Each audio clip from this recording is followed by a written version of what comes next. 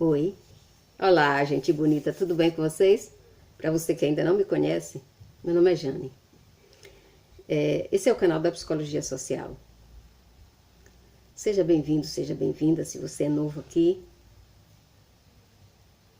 Quer morar nessa casa? Então se inscreve. Ó, eu não gosto de bagunça não, viu? Mas uma coisa eu te prometo, você vai ser respeitado, respeitada, bem tratado, bem tratada, tá bom? Muito carinho. Se você se inscrever, muito obrigado. Se você não se inscrever, muito obrigado também. Volte quando quiser. Nosso tópico de hoje é por que você não deve suprimir pensamentos negativos?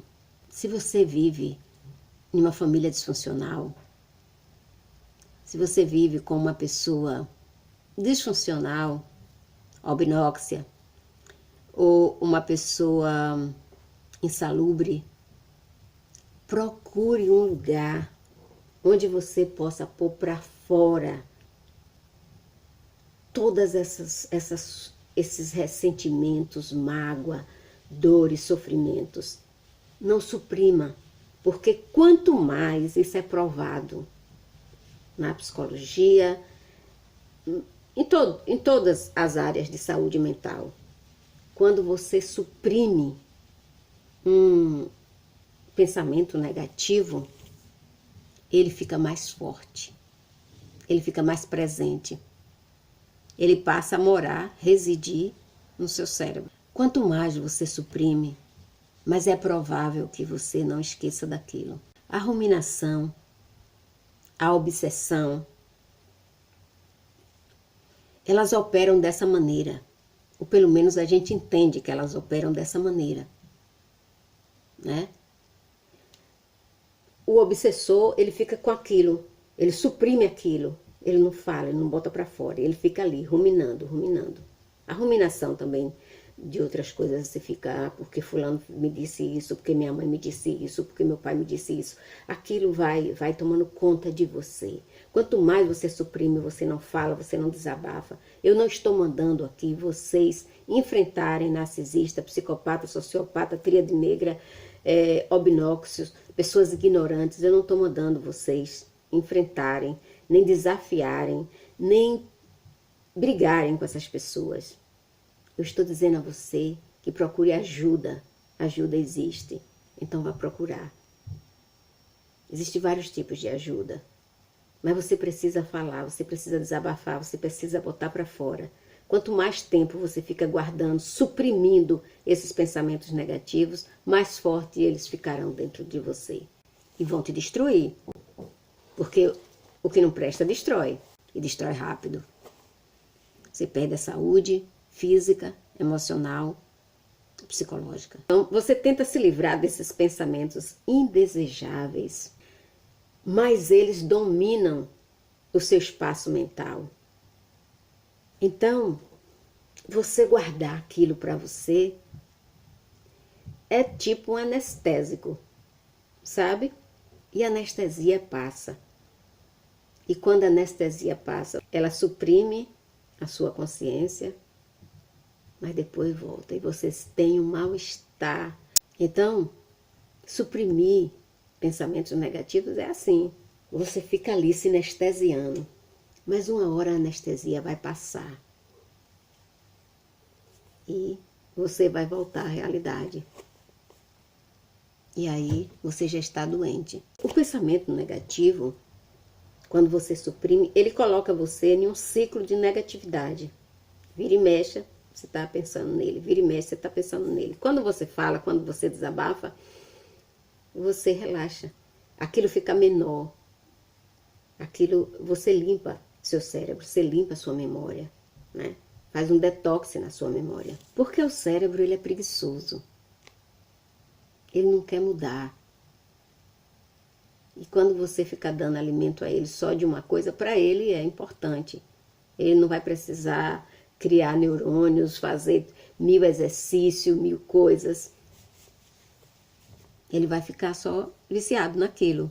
Suprimir pensamentos negativos É a mesma coisa de você escolher morrer de uma morte dolorosa. Mudar o nosso comportamento, mudar nossas atitudes, mudar nosso procedimento, mudar nossa forma de pensar, na minha opinião, significa você destruir uma parte de você mesmo e substituir por uma parte bem melhor, bem mais leve, bem mais saudável.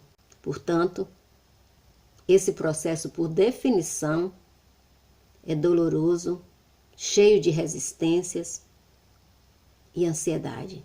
Mas lembre-se de uma coisa. Você não pode, criar músculo sem pegar peso. Essa dor que você vai passar para você se libertar disso aí, de você substituir essa parte negativa por uma parte melhor de você mesmo, vai valer a pena.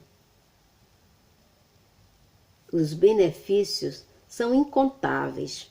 Ninguém consegue construir resiliência emocional que não seja através das dificuldades ou de perdas. Toda pessoa que você considera resiliente, ela passou por alguma dificuldade muito grande ou perdeu alguma coisa ou alguém muito importante na vida dela. E ela superou, ela se ergueu, ela se levantou, sacudiu a poeira e seguiu o caminho. Isso é resiliência emocional. Mas se você diz que uma pessoa é resiliente, sem ela ter passado por dificuldade, ou por ela não ter passado por alguma perda, isso não é verdade. Você só conhece a resiliência nessas situações, dificuldades e perda. Nós não podemos construir uma mente saudável sem desafiar as nossas convicções e as nossas crenças. E principalmente, eu já fiz um vídeo há muito tempo atrás, as nossas suposições, que é você não analisar as coisas e achar que é como você está vendo. Entendeu? Existem coisas que a gente tem que olhar por todos os ângulos. Senão você não define a forma.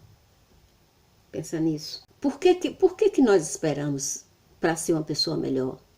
Por que não procuramos fazer isso antes da dor chegar? Nos tornarmos uma pessoa positiva. Você tem que estar preparado. Você se prepara para um concurso, você se prepara para uma prova, você se prepara para um esporte, né? As pessoas se preparam para coisas externas, mas nunca preparam o interno. Sabe por quê? Porque se preparar para ser do bem, para fazer o bem, para construir o bem, para viver feliz, para ser uma pessoa agradável, estas são, por definições, atividades difíceis e estressantes. Eu não consigo imaginar como é que alguém diz que vai ficar melhor, né? Enquanto se apoia em muletas de crenças ilusórias e negativas. Existem essas pessoas que nos perturbam, que tiram a nossa paz, são pessoas que estão em um lugar tão escuro e miserável que eles vivem como se estivessem constantemente se afogando. E você já ouviu história de pessoas que foram salvar alguém que estava se afogando e morreu junto? Você já ouviu essas histórias? Ou então salvou a pessoa e morreu?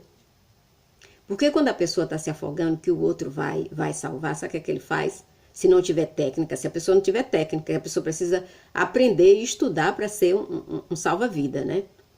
Mas aquelas pessoas que inventam de salvar sem ter nenhuma técnica, elas terminam morrendo, porque a pessoa que está se afogando puxa o outro para baixo.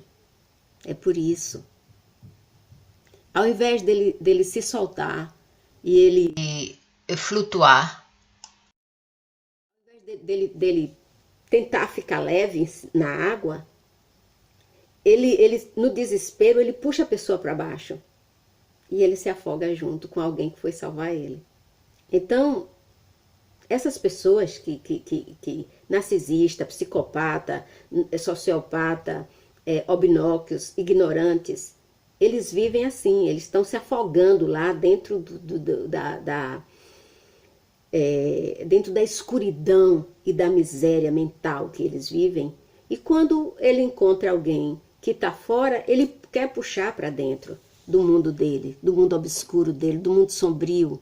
Porque para você se manter vivo, vivendo com essas pessoas que vivem se afogando, com essas pessoas que estão na escuridão, estão na sombra, você precisa viver, né, à tona. Você precisa estar leve. Então, para isso, você tem que pôr para fora todas essas coisas, mas com a pessoa certa, no lugar certo, no ambiente certo, do jeito certo. Eventualmente, você tem que aprender um estilo de nado chamado nado de costa, para você sobreviver. Respirar. Alguém deixou aí uns comentários, algumas pessoas, umas 5 pessoas mais ou menos. Não estava entendendo muito o que era que eu estava falando, gente. Quando eu estudei aí no Brasil, entendeu? Eu fiz os meus cursos no Brasil.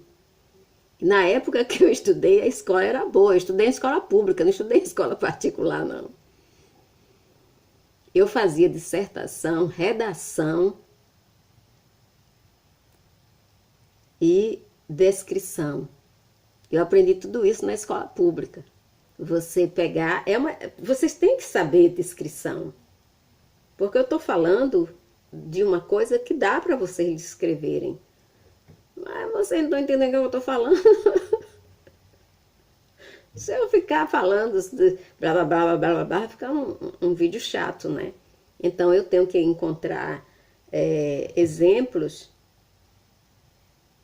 fora da psicologia, né? Vocês não são psicólogos, então não adianta eu falar na mesma língua. Eu tenho que falar de uma forma que vocês entendam. E eu procuro fazer os vídeos mais divertidos, de uma forma que você não se estresse, mas que você entenda. Por isso que eu faço essas alusões.